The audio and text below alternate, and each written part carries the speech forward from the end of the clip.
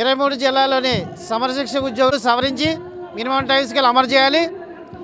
అదేవిధంగా గత ప్రభుత్వంలో సమయ ఒప్పందాలని మరి కూటమి ప్రభుత్వం వెంటనే అమలు చేయాలని చెప్పేసి ఇప్పటికే మరి లోకేష్ బాబు గారిని, అదేవిధంగా మంత్రుల్ని, మరి ఎమ్మెల్యేలని, ఎమ్మెల్సీలని వీళ్ళందరినీ కూడా కలిసి మరి చాలాసార్లు వినతులు ఇవ్వడం జరిగింది. కానీ 9 నెలల్లోనూ కూడా ఏ విధమైన కార్యరూపం దాల్చలేదు. కనుక రాష్ట్ర జేఏసీ పిలుపు మేరకు మరి ఈరోజు విజయవాడలో మరి నిరసన కార్యక్రమం చేపట్టడం జరిగింది.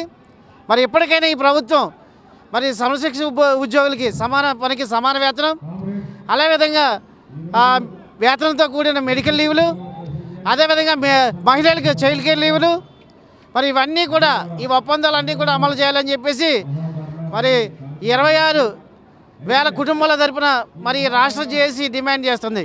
ఈరోజు విద్యాశాఖ సమగ్ర శిక్ష కాంట్రాక్ట్ అవుట్సోర్సింగ్ ఫెడరేషన్ జేఏసీ తరఫున ఈరోజు నిరసన దీక్ష చేపట్టడం జరిగింది విజయవాడలో.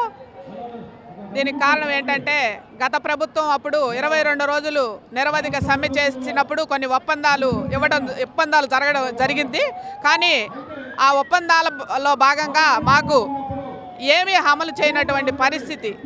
గత ప్రభుత్వం ఏవైతే హామీలు ఇచ్చిందో ఈ ప్రభుత్వం అమలు చేస్తాను నిరవధిక సమ్మెలో టెంట్ల దగ్గరకు వచ్చి మాకు హామీ ఇవ్వటం జరిగింది ఈ కూటమి ప్రభుత్వం. కానీ 9 నెలలు అయినప్పటికీ కూడా ఇచ్చిన ఒప్పందాల్లో ఏ ఒక్కటి కూడా అమలు చేయనటువంటి పరిస్థితి.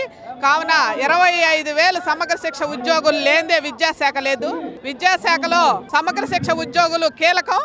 ఈ సమగ్ర శిక్షలో చేసేటటువంటి ఉద్యోగస్తులు లేనిదే విద్యాశాఖ లేదు. కాబట్టి సమగ్ర శిక్ష ఉద్యోగులకు న్యాయం చేయాలి, ఉద్యోగ భద్రత కల్పించాలి, హెచ్ఆర్ పాలసీ ఇవ్వాలి, 62 ఏళ్ల రిటైర్మెంట్ వయసు పెంచాలి, వేతనంతో కూడినటువంటి మెడికల్ లీవ్లు ఇవ్వాలి, ఇంకా చాలా అంశాలు కూడా ఉన్నాయి. ఇవన్నీ కూడా ఈ ప్రభుత్వం పరిష్కరించని పక్షంలో పోరాటాన్ని దిగటానికి కూడా సిద్ధంగా ఉన్నామని ఈ ప్రభుత్వాన్ని తెలియజేస్తున్నాం.